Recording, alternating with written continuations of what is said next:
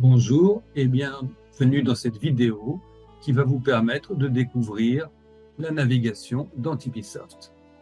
Bien entendu, si vous n'avez pas de client, la première chose à faire est de créer le dossier.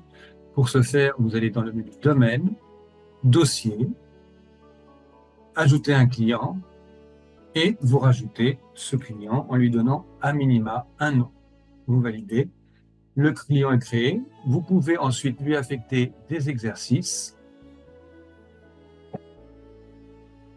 Là, en l'occurrence, je n'en ai pas. Sur un autre client, je vais vous montrer des exercices créés et vous n'aurez plus qu'à importer les FAQ de façon aussi simple.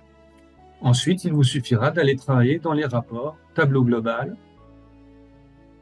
Vous choisissez votre client, l'exercice sur lequel vous voulez travailler, là mon exercice 2023, et je vais ici appeler les arborescences sur lesquelles je souhaite aller. Vous voyez que vous pouvez choisir entre le groupe, si vous avez un groupe de société, le dossier, l'exercice du dossier, l'arborescence, le scénario de budget, nous en parlerons, et fixer la date pivot, qui est la date à laquelle la comptabilité est à jour, là, par exemple, 31 décembre 2023. Je vais cliquer sur ce pictogramme pour éditer arborescence affectation, aller chercher une arborescence Tipeesoft. J'aurais pu avoir des arborescences cabinet si j'en avais sauvegardé à partir de dossiers déjà réalisés. Et là, je vais aller demander l'arborescence tableau de gestion. L'arborescence apparaît sur le dossier, je la sauvegarde sur le dossier, et après, je demande l'affectation automatique des comptes, puisque mon arborescence a été organisée de telle manière que les comptes soient affectés automatiquement. Vous voyez que les comptes apparaissent ici. Derrière ces lignes qui définissent l'arborescence par ces catégories, j'ai les comptes qui appartiennent à ces lignes. Et vous voyez ici, j'ai les comptes 708 sur le CA négoce et j'ai mes autres comptes d'activité qui sont dans le CA service. Je vais donc modifier mon tableau parce que ça n'a aucun sens d'avoir ces lignes de compte isolées ici. J'ai deux possibilités pour le faire. Soit je vais prendre directement les comptes, je les sélectionne et je les déplace dans le CA service. Et vous voyez que quand j'ouvre maintenant CA service, ils apparaissent ici.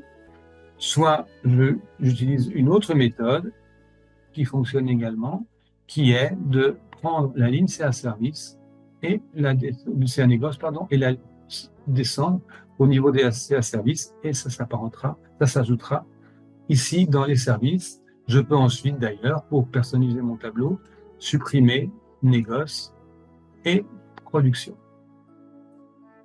Sur chacune des lignes de catégorie, vous avez en dessous les comptes et vous pouvez ici, avec le petit stylo, modifier son nom, éventuellement sa sélection de comptes, mettre une formule, appliquer la formule ou pas, ou prendre le total des montants mensuels sur la colonne totale et associer à des activités, mais nous verrons ça dans des vidéos plus avancées. Vous pouvez également ensuite faire des graphiques très simplement. Il suffit de choisir les données que vous voulez faire apparaître. Par exemple, le chiffre d'affaires. Je vais le mettre sur la graphique 1. Je vais demander une part verticale et la mettre sur la première pile et garder le signe puisque c'est une recette, elle est positive. Et je vais rajouter la frais personnel pour avoir coût du personnel à côté. Donc sur la pile 2. Si j'avais mis sur la pile 1, elle se cumulerait. Et j'inverse le signe puisque les frais personnels sont une charge. J'ajoute et vous voyez comme il est simple de faire un graphique. La dernière chose que je peux vous montrer, une fois que tout ça est sauvegardé bien entendu, c'est comment je peux faire sur ce tableau également un budget. Et là, je vais demander à extrapoler les données de 2023 sur le budget futur, exercice cible budget 2024, scénario cible budget initial, et le système me propose ce tableau où j'ai les colonnes 2024 qui me sont proposées et je peux travailler au niveau des comptes ou au niveau des lignes. Par exemple, si ici je veux budgéter un chiffre d'affaires de l'ordre de 6 millions d'euros, je clique ici sur cette zone-là, je marque 6 millions d'euros, tabu, et le système me recalcule ces 6 millions qu'il ventile dans les différents comptes à partir de la saisonnalisation de l'exercice précédent. Ça me donne un 6% d'augmentation. Je peux également, bien entendu, modifier un compte et modifier les comptes par des taux en disant, par exemple, que mes coûts de structure vont augmenter globalement de 10%, sauf les coûts de personnel que cela, je vais mettre à 5%. Et vous voyez que le système le comprend parfaitement bien.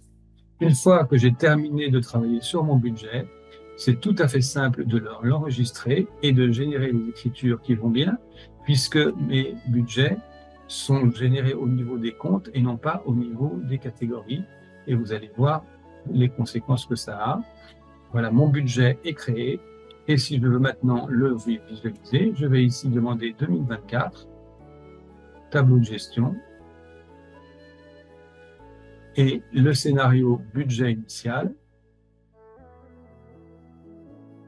Et vous voyez que le budget apparaît ici. La colonne de janvier est en bleu parce que si ma comptabilité avait été à jour au 31 janvier, elle serait apparue, puisque j'ai mis ici date pivot 31 janvier 2024. Pour avoir la totalité de mon budget, je peux ici mettre 31/12/2023. Et vous allez voir que je vais avoir la totalité de mon budget. Et je peux aussi ici, si je le souhaite, faire apparaître le budget, quelle que soit la date pivot.